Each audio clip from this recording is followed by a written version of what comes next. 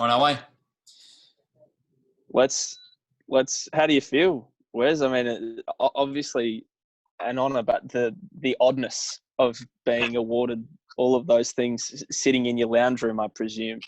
Yeah, obviously it's a massive honour, first of all, and I feel really proud and privileged to be able to accept an award that's been won by such great players before me. But it was a bit different receiving an award when you're sitting on the lounge room doing a puzzle, watching a movie with your girlfriend. So it's a bit different, but it was still special in itself. Did you have any expectation going into the evening that you'd have any success, let alone this much success? The boys had been chirping me up throughout the sort of back end of the season, but I guess you never really expect anything. And I knew I had a good season, but I thought a lot of other players had a good season, so I wasn't expecting much. But to come out with awards that I did, I'm very proud and feel very privileged. What about just the rise for you, sort of coming back to SA? And I mean, the easy word is to say it, like a reject. You couldn't get what you wanted over in Victoria, and you came back here, and now you've just shown that you're the best cricketer in the state. Can you talk to us about that rise for you? It's a bit surreal. A guy like me, I've never really felt like I'm one of those players that's the best in the state. I've always felt like a sort of a cog in the wheel that just helped a team complete a team. But it's been special this year. I think finding your feet as a professional player and feeling like you belong is a feeling that I think everyone strives for when you're playing at the professional level, close to the top level, especially in state cricket. So the rise has been one that I sort of feel like it's a bit of a dream or this isn't me. But I think you sort of pinch yourself to realise that it is and it's happening, and you just sort of try to take it in your stride.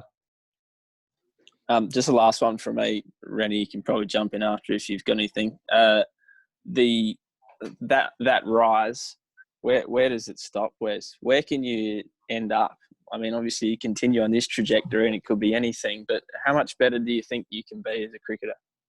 I think as any athlete that's striving to be the best they can be, you sort of don't have limits or don't put limits on what your achievements can be and where you can go to as an athlete. I think for me, I just want to be the best I can be, and there's always different ways to improve, whether that's physically, mentally, off the field.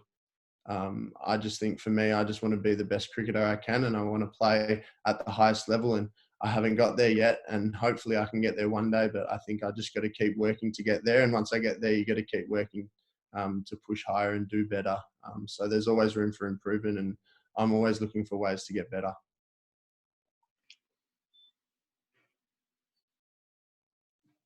Thanks, mate. Anyone else can jump in now. Appreciate that.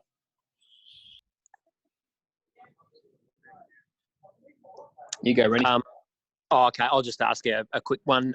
Just to follow on, I suppose, from Maxi, whereas I guess, your brother has achieved the ultimate by playing for Australia. Is that something that burns for you now? I know you're still only very young and you probably think you've got a fair bit to improve still, but does it make it more achievable given how well you've done in the last 12 months or so?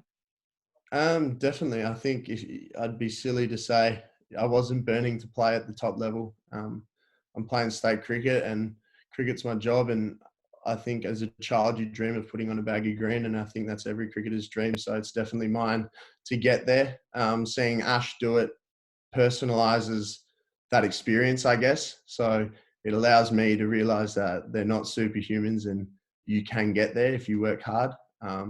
So for me, it's not really on my list. I don't think it's on anyone's list radar, really. They just want to keep getting better, and if that happens, it happens. And I think that's the way I'm trying to look at it. I'm trying to get better and play as well as I can for my state, which fortunately I could do this year. But if that happens, it's definitely a goal of mine in the future. I'm happy if thanks for that, Wes. That was great. I'm happy if you want to take it away, Dickie. All right. Where's the way, mate? Miss you, Dickie. Miss you. Oh. Mr. Boys. Hey, Wes, what do you have to do? Obviously, you've talked about, obviously you want to play for Australia. What do you have to do, one, over this off-season to try and make that a reality? And two, obviously, blokes are going to be going away studying you now, and they're going to be locking down on what you've been able to bring to the table this year. So that's your next challenge as well. So what do you do from here on to go to that next level? Yeah, I think that is the challenge. They always talk about second-year blues. And it's a thing because it happens regularly. And I think that's because players study you and they work out what you do well and where your strengths are. So I think I've just got to keep developing new strengths. If I can develop new strengths, it just gives the opposition something that they can't study on me. So whether that's wobble seams, changing my position, being able to swing the ball more, working on my fitness, being stronger, being faster, just different things that I can do to add strings to my bow will help me achieve that. But in saying that, I think if higher honours do come, they're a fair way down the track. And I think there's a lot more development in a lot of years to get there. So I think each year you're just trying to improve physically, mentally, and skillfully to get that accolade. And if you get there, to be successful there. Your body probably won't mature to you till at least 25, 26. So do you sort of feel like there's going to be more endurance in your game? There might be a bit more pace. You can better bowl spells for longer. How do you feel about your body at the moment going forward? Yeah, definitely. Luckily, my body this year has held together nicely, which has been good. But there's definitely a lot of maturity, and I think it's just having game experience. Getting overs under your belt and playing a lot of cricket and a long, hard days of cricket gives you that, toughens you and calluses your body and calluses your mind a little bit. So having that, hopefully in a few years, will help. And hopefully just getting stronger and fitter, and pace comes with that, and skill comes with that, and consistency can come with that. So I think it's a mixture of a lot of things, skillfully, physically and mentally. Just the way you're going through sides, do you sort of sense now that, that you've got that great pace, you've got the good pace, and you've got that good sort of bounce? You're sort of sensing a lot of the batsmen around the trap sort of don't enjoy facing you, and you bring that sort of that different edge to the SA attack?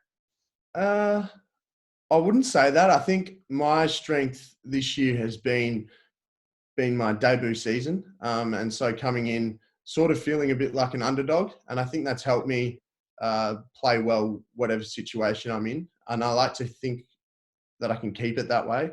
It allows me to work hard and to really push hard in the hard times. So although maybe at times it has happened, if you get a wicket that's bouncy and quick, that you can trouble someone. But you also, I think if I can keep myself as the underdog, you'll keep that hunger strong. I was going to say, mate, and it may or may not happen, but just say Jason Gillespie was to be the next coach of the Redbacks. That'd be pretty good for you, being a young paceman as well. Yeah, it'd be really good. We've worked with Dizzy through the strikers now for the last 3 years, which has been great. And he's a great people manager, and he's a great person, and he understands people's games and what they need to do to be their best. So if he did come in, he's going to be a great asset to our side and to our learning going forward. And he's going to help me a lot, obviously, bowling. I've already spoken a lot with him through the Big Bash, and to speak to him about red ball cricket and different things along those lines will be great. When you started the season, 33 wickets, second on the list, Bradman Young Cricketer of the Year. Obviously, got these accolades as well for the Redbacks. It's pretty extraordinary. I mean, could you ever have projected that kind of impact in the first season? Not at all. Not at all. I think I came into this season just wanting to get a Shield game under my belt. I said to my dad, if I played one Shield game this year, I'd be happy if I got a taste for it. And I could never have imagined what followed. But at the same time, I'm extremely grateful that it did. And I think it's going to help me a lot and my development a lot going forward. But no, definitely not. I just wanted to play one game, let alone get the accolades I have this year. Nice, mate. Well, I think that's pretty much all from me. Oh, I'm very happy. That was great. Happy. Dickie, thanks for that. You carried us there, Dickie, and Wes, that was brilliant. Unsurprising. Perfect. Well done, boys. Everyone's happy. Thank you very Yep. much for joining in. Yeah, and, thank you. Thanks, Adam. All good. We'll be Thanks, in touch. Adam. On Thanks, your Wes. Wes. Thanks, Adam. Well done, mate. Wes. Great Right. job. Take care, boys. Thanks, Brilliant. guys. Thanks, Wes. Thanks, guys. Congrats again, Wes. Well done. Adsy, am I done now? Yep, you're done now. Great, man. Yep, thanks a lot. 10 years in this or not in this either or what? No, 10 that was Maxi. Maxi was from Channel 10. Cool. Ren was Channel 9 and Richard L from the paper. Cool. Easy, mate. All right. See ya. That's all covered. Thanks for doing that and well done and enjoy. Yeah. Thanks, mate. Ciao. Thank you. Ciao.